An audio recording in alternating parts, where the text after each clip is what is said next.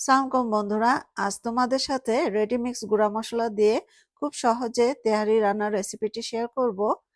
পরিমাণ মতো পেঁয়াজ কুচি আমি তেলে হালকাভাবে ভেজে নিয়েছি। আর যখন পেঁয়াজগুলো নরম হয়েছে, এর মধ্যে আমি মাংস দিয়ে দিয়েছি আধা কেজির মতো। মাংসগুলো আমি ছোট ছোট পিস করে নিয়েছি।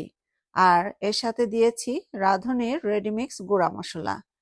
পরিমাণ মতো লবণ দিয়ে খুব ভালোভাবে মিশিয়ে ঢাকনা দিয়ে এভাবে মাংসগুলো খুব ভালোভাবে কষিয়ে নিতে হবে। এই পর্যায়ে মাংসগুলো খুব ভালোভাবে কষানো হয়ে গেছে। এখন এর মধ্যে দিচ্ছি পরিমাণ মতো গরম পানি। ঢেকে কিছুক্ষণ রান্না করব মাংসগুলো সেদ্ধ হওয়া পর্যন্ত, তবে একদম নরম করে ফেলবো না।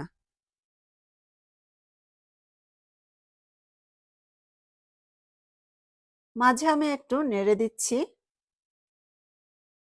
মাংস সেদ্ধ হয়ে গেলে মাংসগুলো আমি একটি আলাদা বাটিতে তুলে নিয়েছি।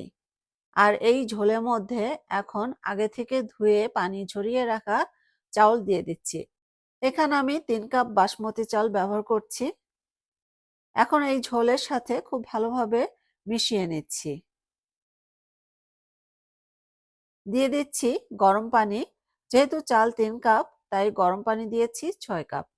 এই পর্যায়ে লবণ একটু চেক করে নিতে হবে। ঢাকনা দিয়ে মিডিয়াম আঁচে রান্না করব।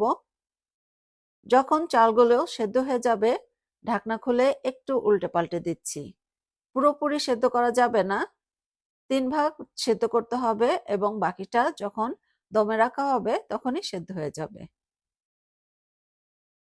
এখন তুলে রাখা মাংসগুলো দিয়ে দিচ্ছি। খুব ভালোভাবে ভাতের সঙ্গে মিশিয়ে দিব।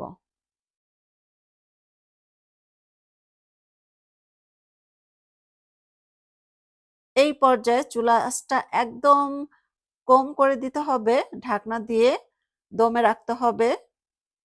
তেহারি রান্না হয়ে গেছে। এভাবেই খুব সহজে তেহারির রেডিমিক্স গুঁড়া মশলা দিয়ে বাসায় তেহারি রান্না করা যায়। আশা করছি ভিডিওটি আপনাদের ভালো লেগেছে। যদি ভিডিওটি ভালো লাগে তাহলে চ্যানেলটি অবশ্যই সাবস্ক্রাইব এবং ফলো করে আমার পাশে থাকবেন। সবাই অনেক ভালো থাকবেন এবং নিরাপদে থাকবেন। আল্লাহ হাফেজ।